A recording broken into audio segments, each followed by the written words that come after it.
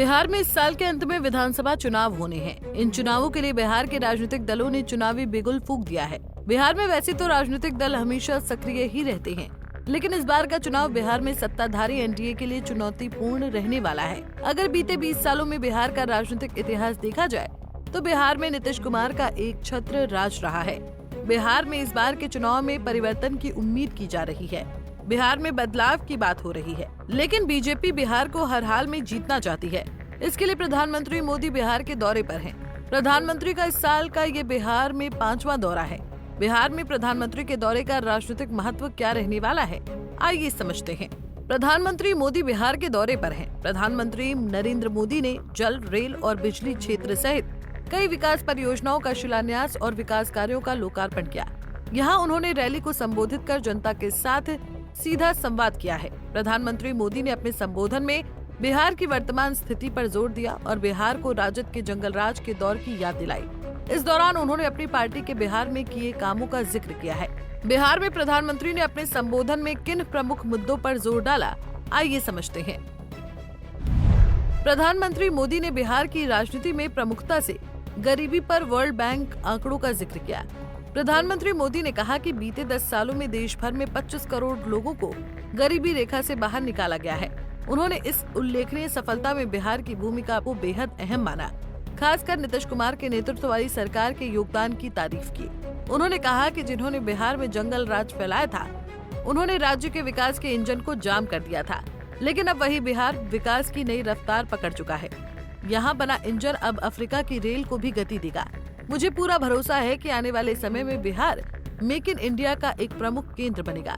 यहाँ का मखाना, फल और सब्जियां तो विदेशों में जाएंगी ही, साथ ही बिहार के उद्योगों में तैयार उत्पाद भी वैश्विक बाजार तक पहुँचेंगे। बिहार में जंगल राज लाने वाले किसी तरह अपने पुराने कारनामे का फिर से मौका ढूंढ रहे हैं। बिहार के आर्थिक संसाधनों पर कब्जा करें, इसके लिए वो तरह तरह के हथकंडे अपना रही हैं। आपके उज्जवल भविष्य के लिए, आपके बच्चों के उज्जवल भविष्य के लिए आपको बहुत ही सतर्क रहना है। समृद्ध बिहार की यात्रा पर ब्रेक लगाने के लिए तैयार बैठे लोगों को कोसों दूर रखना है। पिछले 10 वर्षों में बिहार में करीब 55,000 किलोमीटर ग्रामीण सड़कें बनी हैं।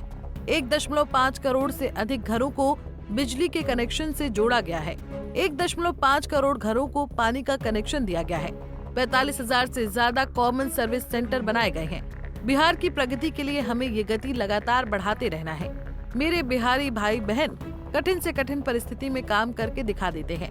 वो कभी अपने स्वाभिमान से समझौता नहीं करते, लेकिन पंजे और लालटेन वालों ने मिलकर बिहार के स्वाभिमान को बहुत ठेस पहुंचाई है। इन लोगों ने ऐसी लूट खसोट मचाई कि गरीबी बिहार का दुर्भाग्य बन गई।